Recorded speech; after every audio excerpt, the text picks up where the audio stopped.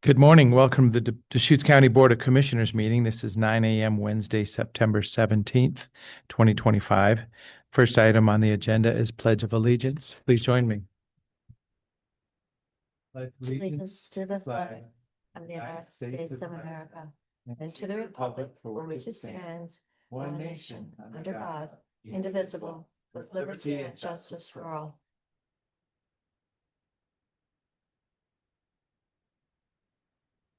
And thank you for joining us in that pledge. It's just a moment, reflection, some great words, a lot of history, United States of America. Won't say anything else. So at this time, citizen input. We have two requests to speak, Mr. Ron Bozell, and then Sean Snyder will be following.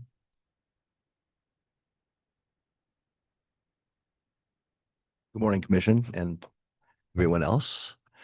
I'm Rondo. I've been a longtime resident of Bend and Deschutes County, and I just have a short statement to make as we're entering a new season. When a government fails to do the will of the people, democracy dies and rebellion is born. All empires fall. Thank you for your time and consideration. Thank you. Mr. Snyder.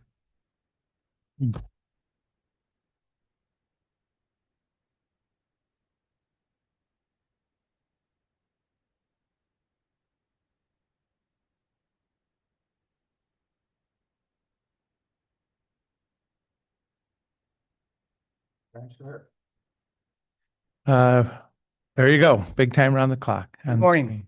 I was here in front of you on August 6th, spoke of the problems and mismanagement at Cleveland Commons. I spoke to Layla, the administrative assistant at Cascade Management, on July 31st regarding these issues. Then I came back here and tried so hard to be calm, but yet stern in regard to the severity of the problems. Then retaliation came immediately after. Eviction notice, restraining orders, yes, plural. And the one thing that hurts the most is that hurts my heart the most is that Mr. Chang here tried to have me admitted. Really, Mr. Chang? That's how you get down, sir? No. I prefer to be an honest person with a backbone and integrity. One your grandmother would be proud of, than lower myself to that level. Shame on you, sir. I asked you all to please look into this and not believe the nonsense to no prevail. I now ask you to please sit down with me and look at the facts and decide for yourself if all of this is really going on or if I'm just a lunatic that should be admitted. Meanwhile, drug addicts run the show at the Commons, and the Shepherd's House allows it and even supports it by allowing addicts, ex-addicts, to be employed on the night shift. As a result, individuals with serious medical needs are on the streets. With with serious medical needs, let me back up here. The Commons was built for chronic homeless with serious medical needs, not freeloading drug addicts wanting to freeload out of taxpayers' expenses.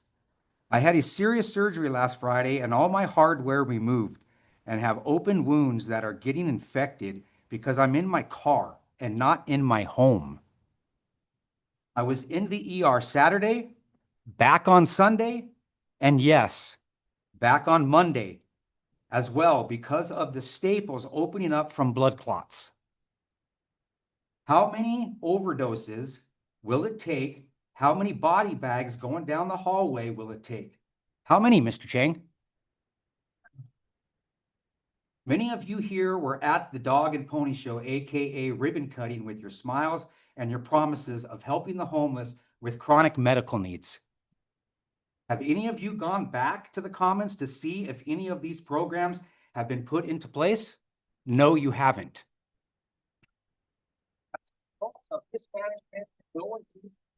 But let's wrap it up, Mr. Snyder. I, Mr. Chang, and the Dirt World and China Hat crew have come into the $11.4 million taxpayers building and are ruining and destroying it. Thank you very If much. you get some help, I'd really appreciate your time. Mr. Schneider, I just Minutes. want to clarify that, yeah, after you came and spoke to us, I did look into the situation at Cleveland Commons. And I've learned about the improvements that have been made there, the changes in staffing that have been made there. And I did not try to get you committed anywhere. When someone who was advocating on your behalf asked what your options might be, I did say that, people who have made threats against other people, who could be a danger to others or themselves, one of the options is to explore civil commitment on a voluntary basis, as a place to get support, and to be temporarily housed. So that is all that I did. I did not push for you to be civilly committed. I suggested it as an opportunity. Thank you for joining us. Your time. Thank you, Sean. So at this time, commissioner announcements.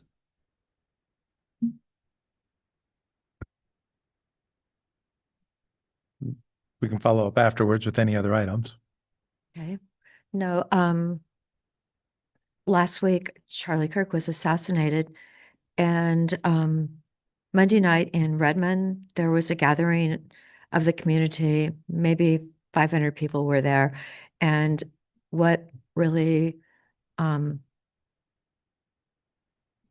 a meaning to my heart was the fact that five ministers, pastors of the city of Redmond all came together and led the community in prayer.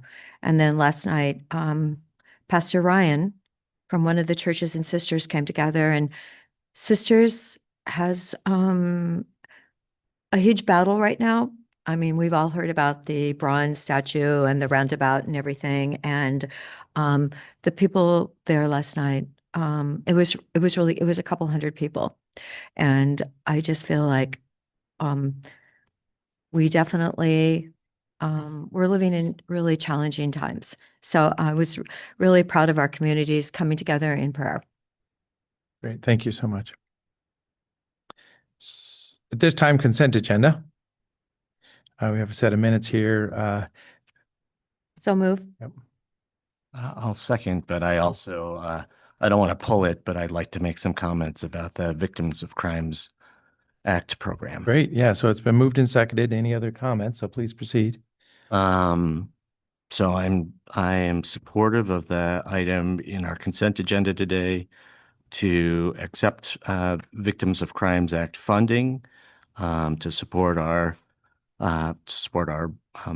the Deschutes County District Attorney's Victims Assistance Program staffing. But I do want to express concern about the dramatic cuts in funding to this program as a result of the federal administration withholding funds to the state of Oregon. We are receiving 80% less funding for our Victims of Crime Act allocation. This year, it's dropping from $540,000 to $106,000. As a result, we are going to have less people to support victims of crime working at that district attorney's office. And I would encourage us to weigh in on this. These positions are critically important to support people in our community who have sometimes experienced, great violence or trauma. And I think it would be appropriate for us to write a letter to the Federal Department of Justice requesting that they free up this funding so that we can staff back up at the district attorney's office. So we're in the middle of a motion. Do you want to propose a letter separately, or I don't know? Sure, we can vote and then I can propose the letter afterwards. Okay. So that's fine. We can discuss. So also just on consent agenda, item number 1, Oregon Department of Transportation weed spraying services, just acknowledging that maximizing utilization of specialty weed spraying equipment across jurisdictions is a very efficient way to utilize this. I know that that specialty equipment doesn't need to be purchased and utilized by multiple agencies because there's only so many miles. So it's just a great efficiency contract is what I'm seeing there. So calling for the vote, Commissioner Dare? Yes. Commissioner Chang? Yes. And Chair votes yes. So following up on your comments then, Yeah. So we all, in response to my inquiry, when this item came up before, we all received this letter from the District Attorney, Steve Gunnels, outlining the reductions in Victims of Crime Act funding, and the resulting staff layoffs or position elimination that the District Attorney's Office is going to have to undertake. So I would propose that we send a letter from Deschutes County to the U.S. Department of Justice asking them to reopen our Victims of Crime Act grant funding flow. so I'm hesitant to support a letter like that. The big picture is there's a lot of deficit spending at the federal level, and this is a very dynamic time. So stepping up first, there may be, and I've been in this situation, there may be something I would support, but as I say, just in the big picture of what's going on in Washington, D.C., the budgeting discussions, the horizon, the near horizon of shutting down federal government, I don't know that it's appropriate time. That I wouldn't support a letter at this time. This isn't about cost containment and deficits and debt concerns. This is the Department of Justice is withholding Oregon's allocation portion of Victims of Crime Act funding right now. For political purposes. For political purposes, Yeah. yes. And the Oregon Attorney General is, along with 20 plus other states, have filed suits challenging these conditions.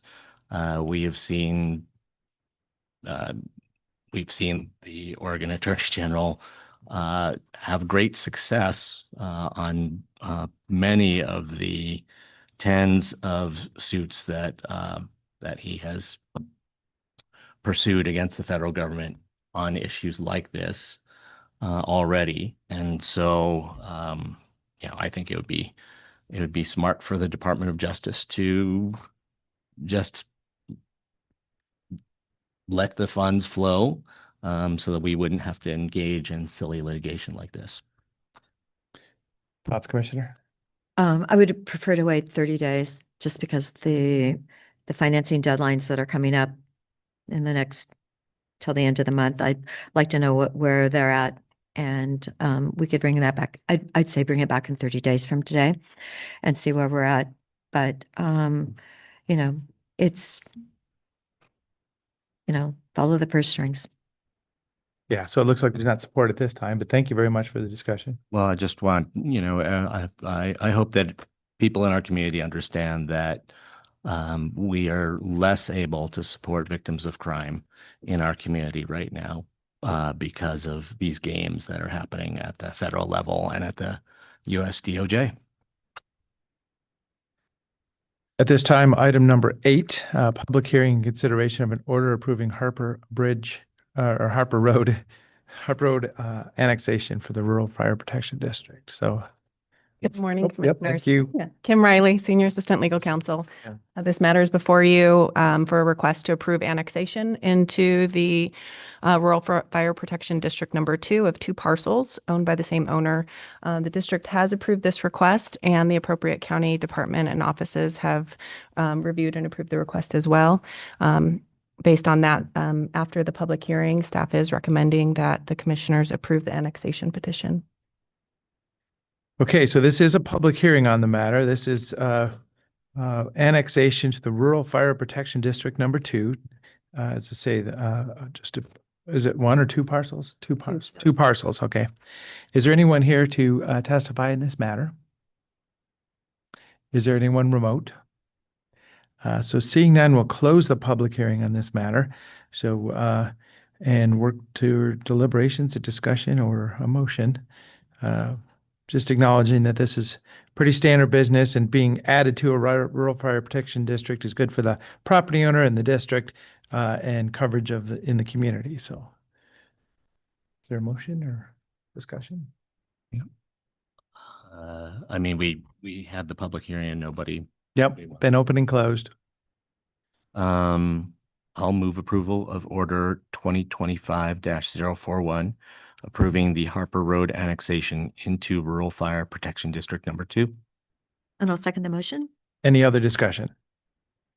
Seeing none, Commissioner Chang, Yes. Commissioner Dare, Yes. and Chair will vote yes. Thank you.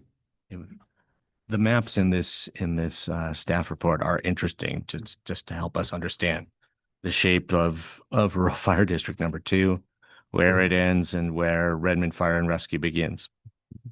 Mhm. Just want to note that. Thank you. Item number 9, consideration of a service agreement with Axon Enterprises for digital evidence collection software and cloud storage. Thank you for joining us today. Morning, Commissioners. Jeff Price. I'm the business manager with the Deschutes County Sheriff's Office, and I'm joined by Brian Husband, Captain, Deschutes County Sheriff's Office. thanks for having us here today. We're here to come before you to seek your approval for a 60-month service agreement for Axon to provide our digital evidence collection software as well as cloud storage. The current vendor that we have been partnering with and using is sunsetting their product by the end of the calendar year, and that set us off on an RFP process where we looked at Axon as well as a couple of their competitors, and landed on Axon through a Sourcewell service agreement, cooperative agreement. And, they provide a lot of the benefit that we're looking to have as we bring the agency forward, and they're, on the cutting edge of some of the technology that we think is going to help the agency. So that's a quick introduction. I'll pass to Captain Husband for a couple other items. Great. Absolutely. Thank As you. Jeff just mentioned, it is a nationwide leader in law enforcement services and technology and digital information management systems. It is more secure than our current one that will be sunsetting. Disaster Recoverable is being currently utilized by the Bend Police Department successfully, well liked by their agency, and it's been incorporated with our district attorney's office successfully as well. They're familiar with it in retrieval of the evidence from Bend PD, so it would be a very smooth process for them to transition to us utilizing this service as well and getting the evidence they need for their cases. And a lot of just future forward technology advantages down the road, as Jeff mentioned, with body worn cameras as we look at that closer, and the quality of our current body worn camera system versus what they may provide, in-car camera systems, license plate readers, streamable options moving forward. These are all things that Bend PD has noticed and taken advantage of with their system, and it's an exciting option for us to have moving forward in the future. Brian, how long has PD been using this system? Years. I don't. Years? How many years, but several years, ma'am. Okay, so it's really an opportunity for you to follow suit. Proven. Proven. Okay, great. So when I see digital evidence collection, I think of grabbing somebody's phone and being able to take a snapshot of the data there in case there's something associated with a case, but it's a lot more than that, it sounds like. So much more than that. Yeah. That included, but just the option of any imaginable digital evidence that you could acquire in the field and quickly uploading it to a secured cloud storage, which will ultimately also free up server space on site for us. Yeah, great. Okay. So yeah, this is a service, so it is going to be a kind of cloud-based situation, secure kind of best practices industry, but not in the closet at the sheriff's office. Correct. I mean, you kind of balance that, a local control of the data and which hard drive it's on, or big professional support services. So sounds like this is where it's going. Yeah, that's the disaster recovery component that Captain Husband was mentioning. So we do have that risk where it's all just on-prem right now. And so this will distribute that in, multiple different servers and be cloud-based. So we do have that recovery option. Any questions? No questions. So, yeah, I mean, it sounds like it's going to be a good option to move forward with, knowing that the previous product is sunsetting. So is there a motion or? I'll move, yes. Approval of document number 2025-587, a service agreement with Exxon Enterprise Incorporated for digital evidence collection software and cloud storage. Okay, it's been moved and seconded. Any other discussion? Seeing none, Commissioner Adair. Yes. Commissioner Chang. Yes. And Chair will vote yes. Thank you very much. Good Thank to you see all. you today. And if I'm recalling correctly, this is your your first meeting in your new capacity as captain. So I just want to recognize that and congratulate you and celebrate your new position. Well, congratulations. Yes. Yep. Captain. Oh, gosh, and I didn't call you captain. So, captain. That's what- She called you So- Brian, though. It's all good. At this time, item number 10, continued deliberations and possible board decision on proposed Mackenzie Meadow Village rezone. Good morning, commissioners. For the record, I'm Hallie King, Senior Planner with Community Development. And this item, as Chair DeBonne mentioned, is a continuation of the deliberations for the Mackenzie Meadow Village application. As the board recalls, this is a plan amendment zone change for approximately 58 acres just outside City of Sisters city limits. The applicant is proposing to change the zoning from forest use to multiple use agriculture, along with a concurrent comprehensive plan change as well. And so this item was before you back on August 6th, 2025. We held a public hearing. At the conclusion of that hearing, the board decided to close the oral and written record and moved into deliberations. The board voted to essentially approve the applications pending review of two versions of a board decision. With one version specifically considering the riparian corridor associated with Trout Creek, as well as considerations for the scenic corridor at the north end of the subject property. And so as the applicant was the prevailing party in this matter, they have the opportunity to draft the board decisions in coordination with staff and legal counsel. So we have reviewed that, and we have two versions in your packet for review today. The first decision document does not have any specific conditions of approval, essentially approving the applications as is, with the second decision document including two specific conditions of approval. And those are on page 161 in your board packet. And those two conditions, again, essentially the first condition specifies that the applicant, if the property is developed under county jurisdiction, that they would create essentially a 100-foot conservation tract, 100 feet measuring on either side of the Trout Creek ordinary high water mark. And that in that conservation tract, there would be no structures or fences allowed to be built in that area. And then the second condition is, again, under future development in the county, there's a 100-foot wide wildlife corridor at the northern boundary of the subject property. And if you look to page 156 in your packet, the applicant created a conceptual diagram illustrating what these corridors would effectively look like and how they would be measured. And so today, staff, we're seeking, direction from the board and a vote potentially on which decision you would like to adopt. And then based on that decision, if there's any specific edits that you would want to see in any final version. And if a decision is made today on the selected document, staff would return as soon as possible for first reading of the full ordinance package. And with that, I'll open it up for any discussion and questions. So, thank you very much. So yeah, deliberation for us as a group right now. And thank you for that map. The words are all written out, but the map's very helpful for understanding what's even being discussed here.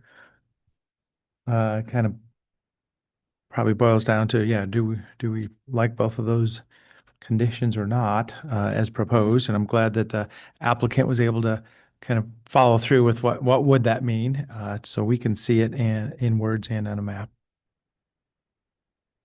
Important also to note that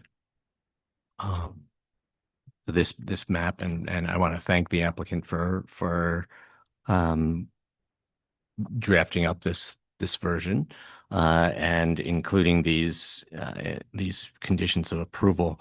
It is important to note that a 200-foot buffer basically is just a little bit bigger than the 100-foot buffer that would exist for our riparian and floodplain protections, regardless of whether this is passed or not. So we're talking about, you know, adding on 100 feet in that Trout Creek area, and then the 100-foot wildlife corridor at the top.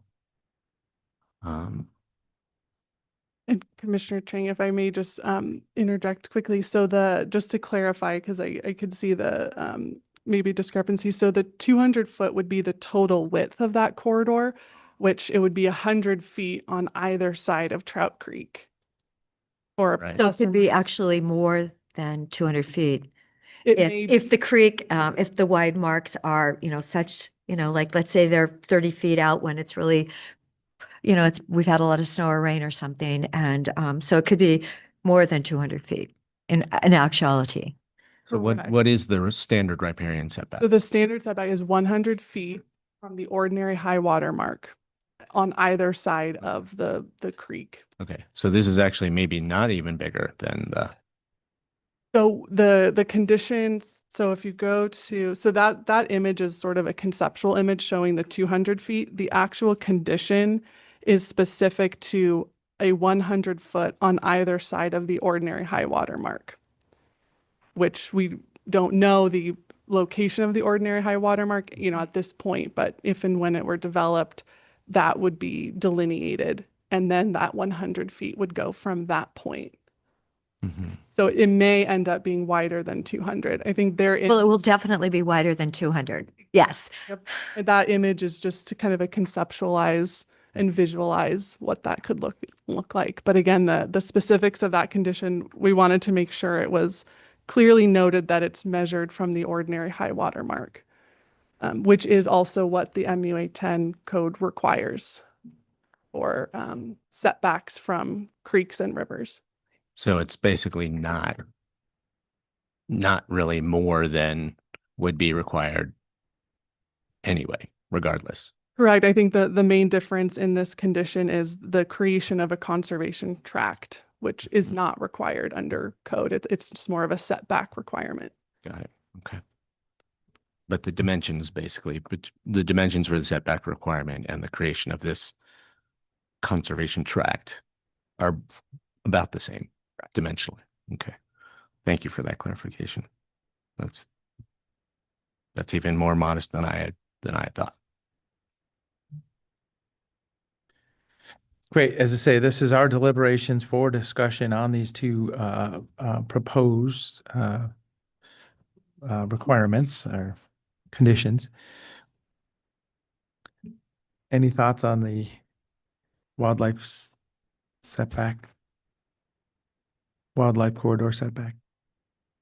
Well, I mean, I'll basically just say the applicant is seeking a Goal 4 exception. Goal 4 specifically sets out provisions for protection of water resources and wildlife habitat. So these two conditions that have been outlined by the applicant, I think, address those concerns so that would make me feel comfortable with supporting a Goal 4 exception. So for the wildlife corridor, can you help me understand? I mean, what's the concept? This is a small town in a big forest with lots of public land in every direction, and we're still looking for another 100 feet at that edge. What we see is as areas build out, what have been corridors where lots of wildlife move close off as they're filled with houses and, and other construction. And in this case, there's significant kind of open space habitat areas to the west of this property, in the school district's holdings that they've dedicated in various ways for wildlife conservation. And then there's federal public land on the other side, to the east and to the north of this property. So dedicating this little band through here would ensure that there's area for wildlife to move between those two chunks of long-term habitat open space. Well, the fascinating thing though is if you live in Sisters or drive through it in hunting season, I think the deer know and they all come to town. So maybe this is going to be another area where they'll realize that, they're safe there too. I couldn't believe it. When I was driving in Sisters one day and there was a giant buck, I mean, giant buck. And he had his head up and I'm thinking like, is this a bronze?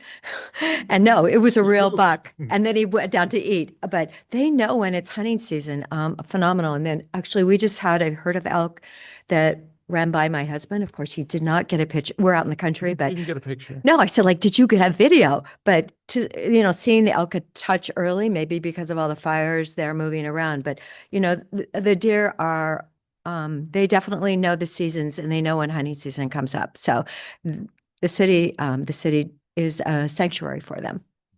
Yeah, there is a difference between town deer and wild deer. And town deer are kind of like pigeons. Trust me, I compared did to- not see that. compared to, like a bald eagle or something. But yeah, it is important to maintain natural habitat and connectivity corridors for all kinds of wildlife. And this 100-foot buffer, this 100-foot strip at the northern end of this property is pretty modest. And I think is pretty reasonable to address that concern. I see the notch that's already there, which is an opportunity for, square diagonal across that corner. So I already see that notch. And also my experience in southern Deschutes County is, migration, deer and elk are coming and going. I don't see them as, city deer per se. I see them as migrating. And we're parallel to a highway here too. So I don't see the need for that wildlife corridor, reducing the opportunity on private property in this time of housing needs and the uphill battle of even defining new land for development. So as I say, I don't know that I can get there for the wildlife corridor. It's a discussion to be had, though. I mean, it's interesting. We all know that depending on the way that we decide on this issue, this application is likely to face additional challenge. The severity of that challenge could be proportional to how well we address the concerns of the arguments of the people who are putting the challenge forward. I think by choosing the second decision document, we would be setting this applicant up for an easier go after this application leaves our hands. And, you may want to make statements of your beliefs, but I would rather we let people get on with their visions for the use of their land. Okay. Yeah. Any thoughts, Commissioner? So, I mean, it's basically, 1, 2, or, no, either Right, 1, 2, or or none of go them. with something different. none of them. Honestly, I feel that Sisters really does need this additional 58 acres to work on their housing because they are pretty surrounded by a lot of public land. And it's it's good that it's 58 acres. Is that additional 100 feet that impactful? Does it give, it might be, if putting that in helps this application go forward without more hearings and taking another 5 years in order to get through the system in Oregon, you know, I could put it there, but will those two items really make the difference? That's the question. Will it really make the difference so that a development can go forward? Well, in the interest of expediting this application, I'll offer one additional thought. If we chose a decision document that had the support of all three commissioners, we could also adopt it by emergency and expedite the movement of this application Hallie, could you walk me through that? How, you know, if we did this by emergency, or maybe Kim Yeah. could help me with that. You know, how much faster does that complete the approval than if we do it through the standard process, say in a 2-to-1 decision? Yeah, and I'll have, if legal counsel wants to make sure I get this right. So we still have to, if you decide on a decision today, we would return with first reading. And I believe with emergency, we do first and second reading at the same time, which essentially would save, normally it's a 2-week gap between the two. So it would save 2 weeks, I believe. It wouldn't change, and it would be effective. It would remove the 90-day effective date. Right. But still there's the 21-day appeal period that would apply from the date of second reading. So 90 days plus 2 weeks. Yep. Yeah. Faster, 104 days. That's over 3 months. It's a substantial opportunity, I would say, to send this, send the question to the city of Sisters. But that means, so we need to negotiate from a threat of appeal in the state land use system is what you're offering. So it's, you know, you're saying if we all go vote on this one with these two. No.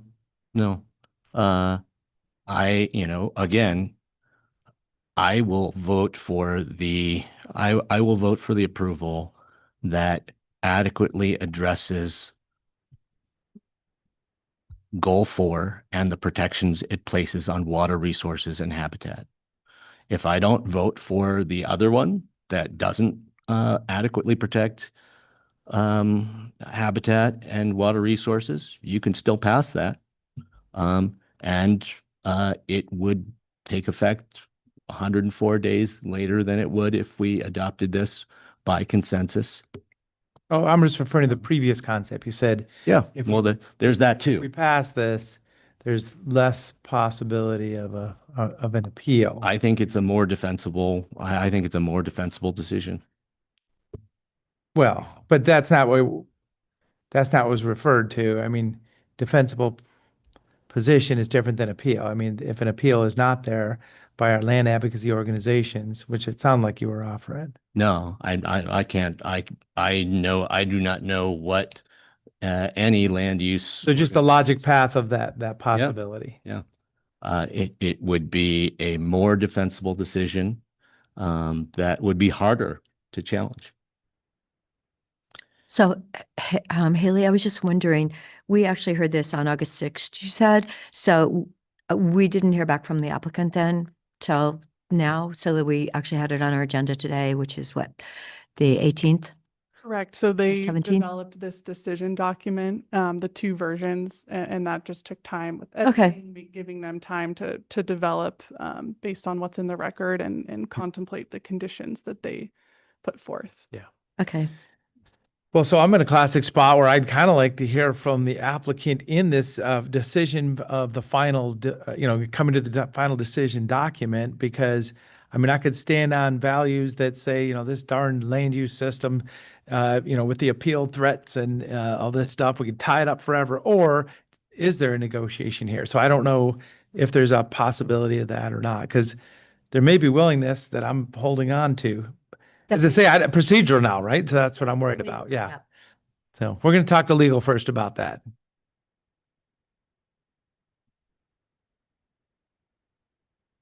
Good morning, Commissioners. Stephanie Marshall, Senior Assistant Legal Counsel. The matter is now in your hands, and there's no opportunity for anything that would even amount to some sort of legal argument. So understand the question, and that's the reason why two alternatives were prepared. It's really, because it's your choice. And there's no room for anyone else to speak on the matter, applicant or otherwise.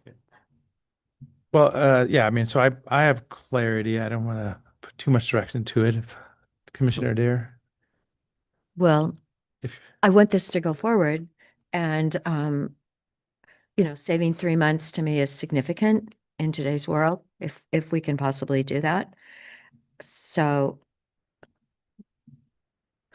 But and yet again, we've got this litigious system where nothing ever happens very fast, and it gets appealed so many times. So I don't This know, is is it worth urban- the gamble? it's an urban growth boundary expansion Yes. effort by the city of Sisters. It's going to be, a long time coming. Roads, water, and sewer, even if they do finalize it. So But it's really. 90 days. Though, it's so. Yeah, yes. But I don't know that 90 days is going to be the difference, Well, especially going into No, the winter. 104 days. Thank you. So anyway, I mean, it's 3 months. Yeah. It's if we take that stand and we save them 3 months, maybe can be a message just for all governments that you're every time you delay, it costs developers more and more money. And why are things so expensive? Because they've been delayed forever. So in this case, I could go with the vote So for, supporting both those conditions. yeah, I could. It's, thank goodness they have 58 acres. See, I'm not comfortable with either one of them, though. We already have riparian areas, setbacks, standard high water mark. And then I just, the through of wildlife is such a natural part of what we do. I would conclude and I would ask for cities to not be as dense as they are, but we're in the spot where, every small little lot that could put a house on is valuable right now. So, yeah, I mean, puts me in a dissenting position for passing by emergency. And I don't know that there was a request to pass by emergency, so I don't know that that's really a So need. you're saying you cannot vote for the two options included. That's correct, yeah. So you can only vote without them. And I don't want to stop the project. So, Well, and then as I say, I mean, Commissioner Chang saying that he's not going to support them without them. So Without it's 'em. 2-1. so it's, yes. I mean, the basis for providing a goal for exception is taking care of the forest values. That goal for directs us to protect. These conditions provide protection for those goal for values, and I wonder- that's why I can vote for the second option. I wonder if they realized when they were doing all this that we had 80% public lands in our county, 80%. I mean, we're not talking 20% public lands. No, we're talking 80%. 4/5 of Deschutes County is public land. So I find it a bit unnecessary in Deschutes County because our percentage is so high. I mean, we heard from many members of the Sisters community about the importance and value of this Trout Creek corridor when we had our hearing. But it will be protected though, will it not? Already 100 feet? That's in our code, Setback. right? 100 feet. So you're saying that the real resistance to the second option is that little 100-foot strip. And really the real resistance is ideological because that is not very much land, and it does help to address the goal for values that are supposed to be protected under our state land use planning system. Well, in this property, next to a city that is zoned forest like this, next to other protected lands from the school, the high school, by, co-located parallel to a highway corridor. I mean, there's a lot of parts and pieces you can point to and say, there's a reason we do this, and we wouldn't do this in other places. So I think there's plenty of a case to be able to say, this is the right thing to do here. Negotiating with special conditions on a rezone is where I'm holding the line here, because then the next rezone that comes in and says, oh, I have a great idea. When you come in for a rezone, we can come up with something that we might want to take from you or negotiate as it's happening. So it's just keeping the process clean. And as I say, I see this as a software developer. I mean, does it compile? Does it make sense? Is it going to throw an error? And I understand that, well, let's negotiate for natural resource values, but it hurts me to try to get there, putting special conditions. Well, you literally just said this is a unique and complex place, and then you said, but we shouldn't try to create opportunities to address unique and complex and special concerns on a case-by-case basis. So I would say that doing that, looking very carefully at every specific piece of land and trying to take care of the values that our state land use planning system identifies and that the people of our community care about is the right thing to do. Well, as I say, when I was referring to, Go ahead and let's, this is just an ideological argument at this point. Let's go ahead. If you want to make a motion for the first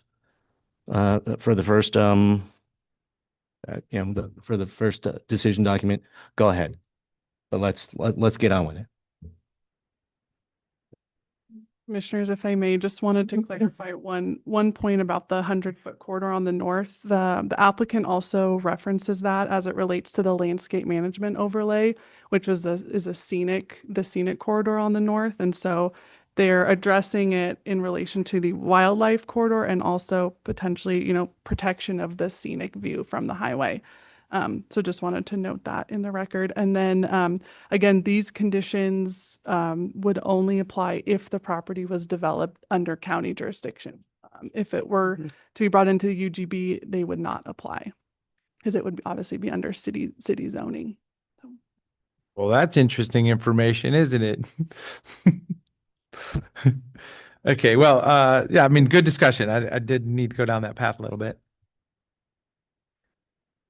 Well, I mean, with that information, I'll go either way and let's proceed. I don't know that there's a request to do this by emergency. I don't know that that's a request that's been out there at all.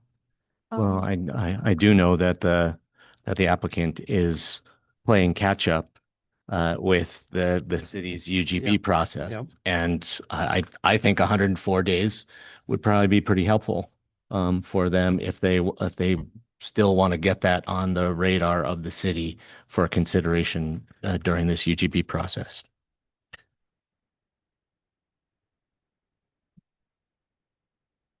Well, so as I say, I'm getting the concept that we are having an ideological discussion here, but it may be moot anyways, and it may be an opportunity to hold on to the values as you're referring to. As I say, I just don't like the idea of us, the governing body, taking an application for a rezone and saying, hey, how about you do this on the side? It's just that negotiation is awkward for me.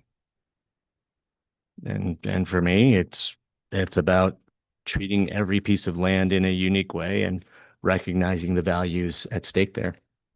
We had a very in-depth discussion about fire when we had our public hearing, and there were a lot of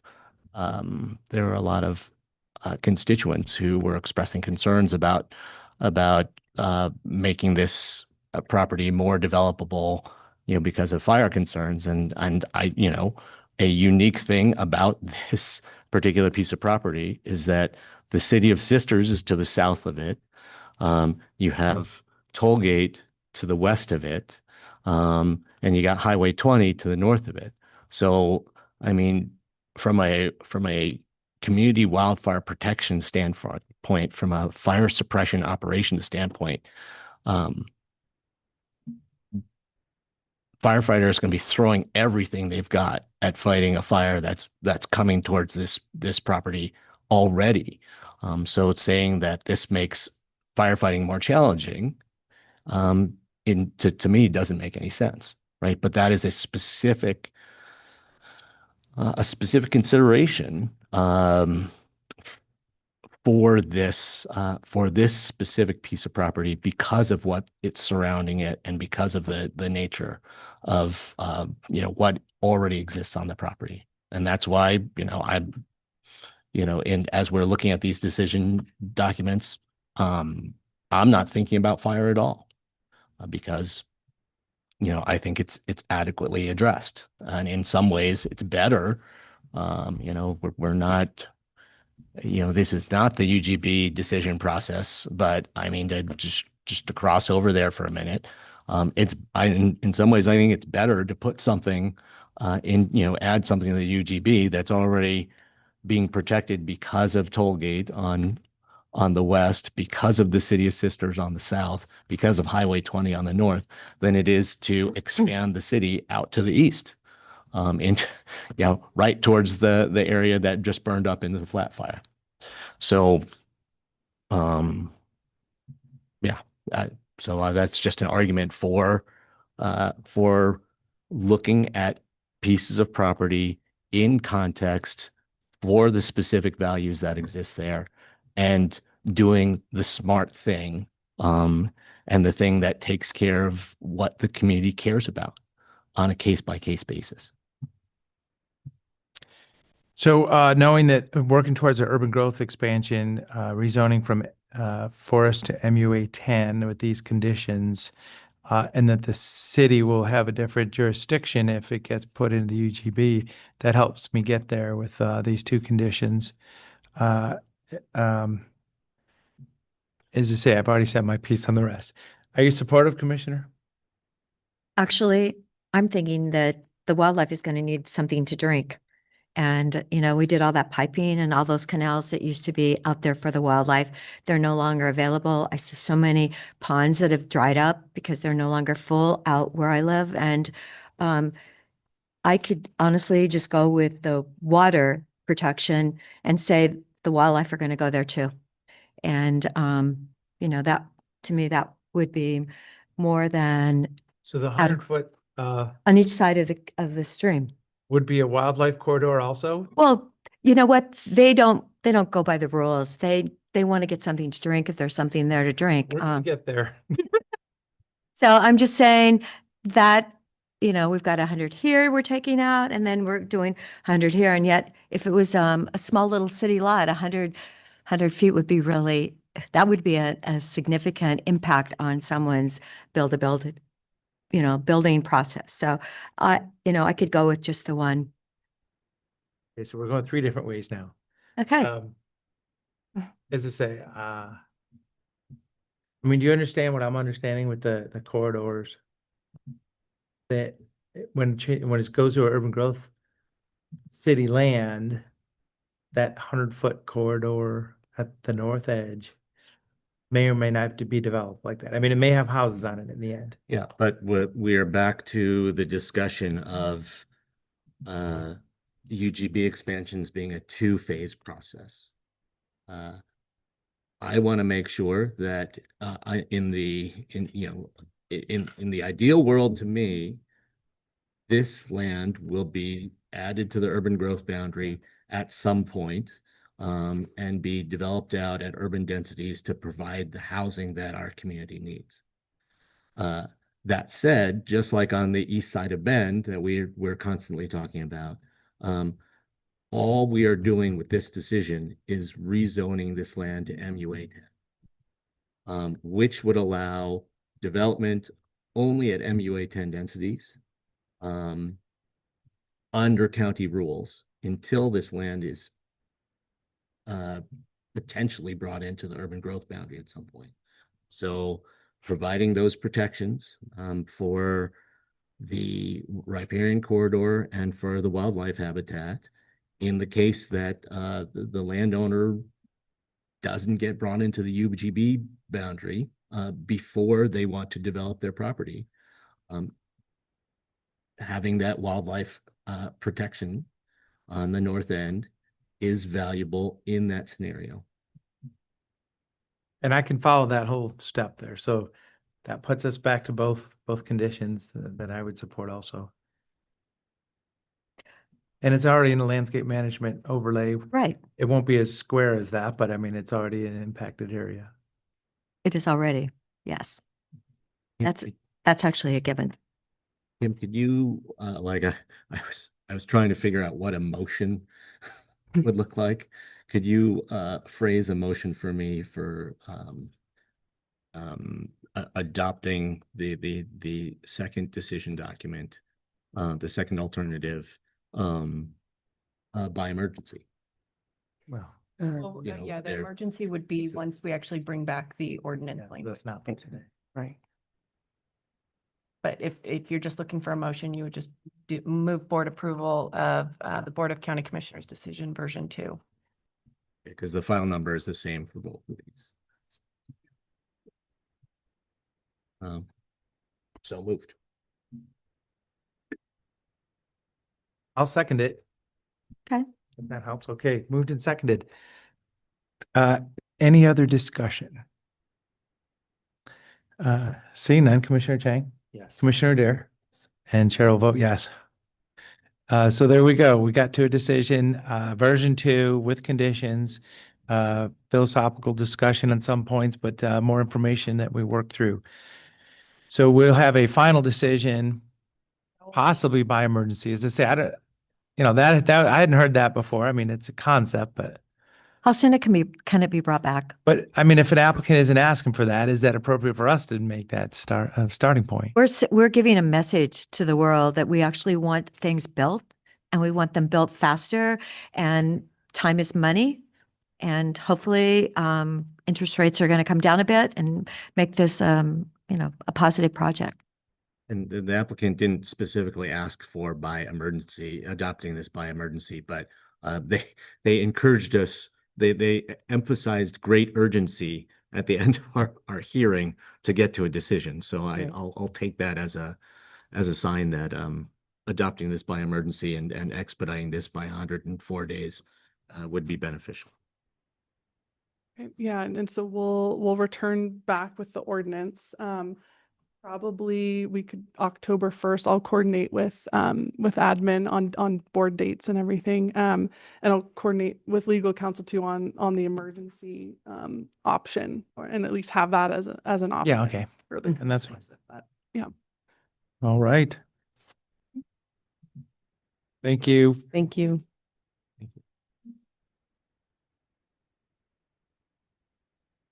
There isn't any way to bring it back next week? Okay, so it'll take that long. That does take some time. Okay. I mean, I was just, if we're doing this to save 3 months, why not save an extra week? They have to, yeah. Okay. So at this time, other items.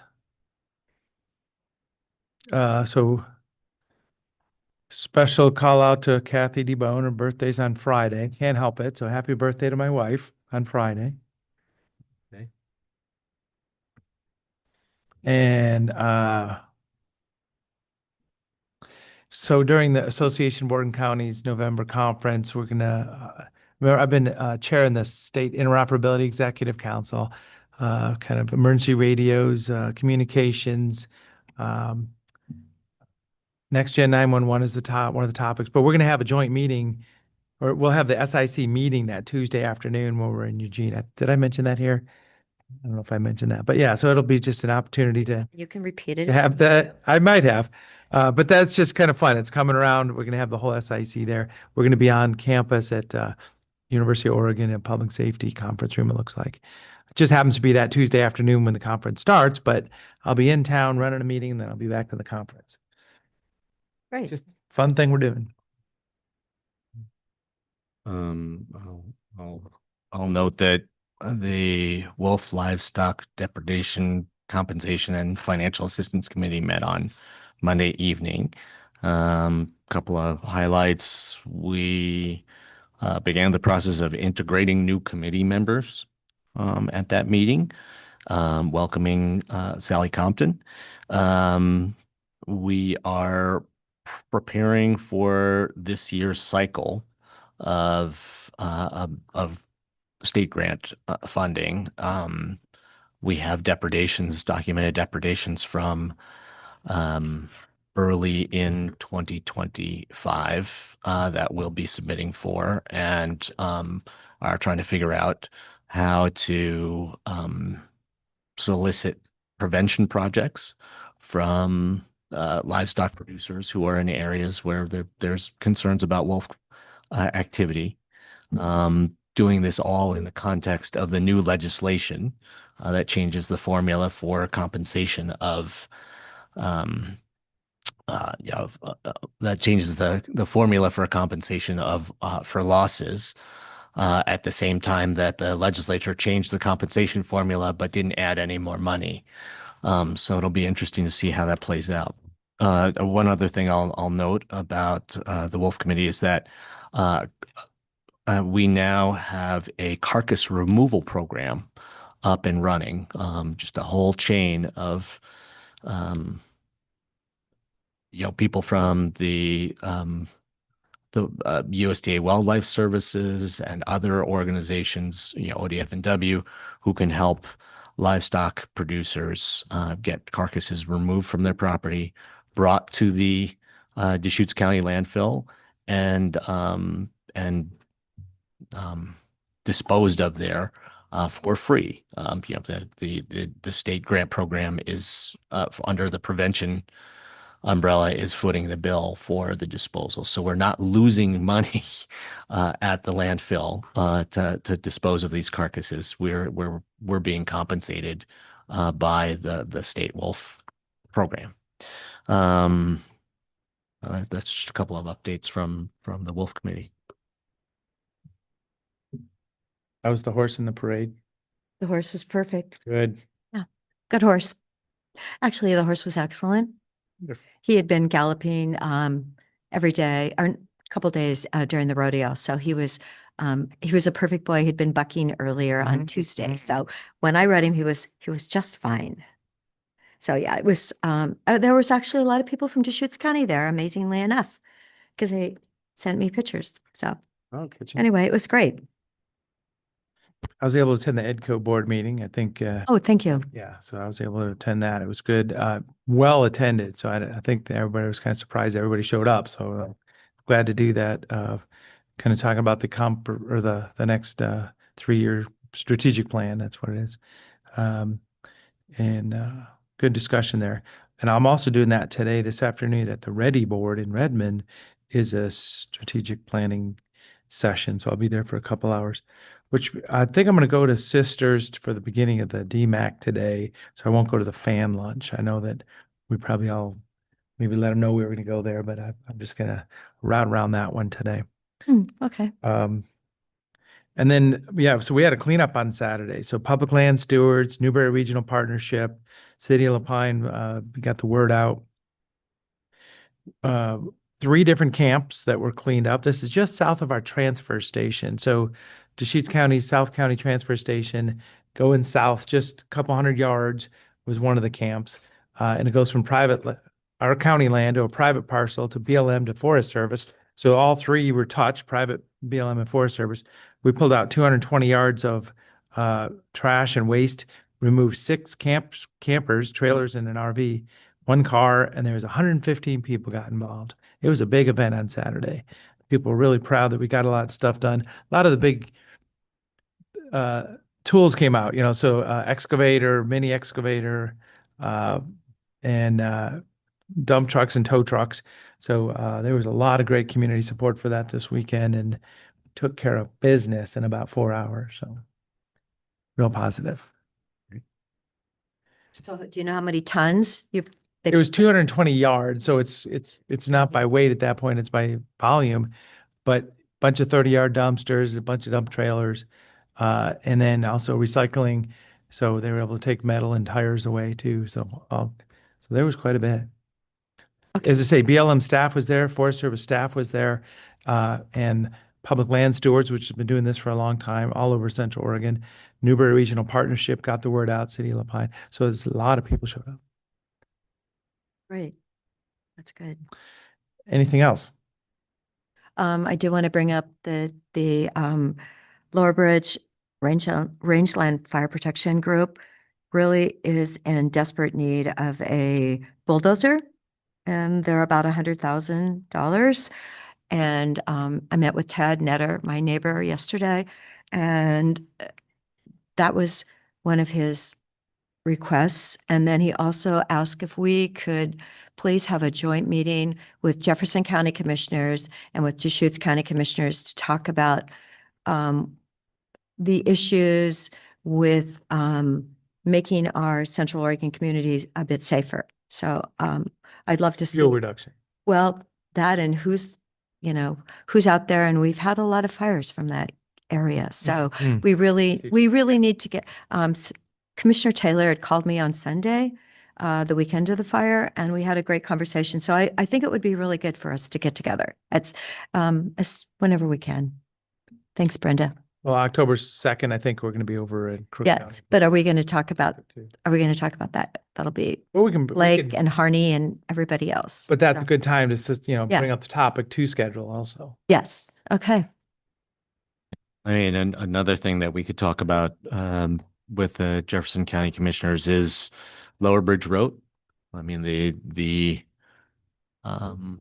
status of the Highway 97 interchange, the new roundabouts that has been built. I mean, those are technically Deschutes County projects, but most of the beneficiaries of that work are Jefferson County residents who live in Crooked River Ranch. And it is good to coordinate around those things and to just kind of understand that these projects that we're putting resources towards are of great benefit to Jefferson County residents. Actually, it's quite a thoroughfare because people drive by my house all the time and they're going that way. And if you Google it, it's mileage quicker. So To go where? go Holmes Road to Lower Bridge. Yeah. It is actually get to- quicker. I was so shocked years ago when we came back from a Culver football game, they played Hepner. And I was like, wow, what is my phone trying to do? And sure enough, it's a quicker route. Sure. Yes.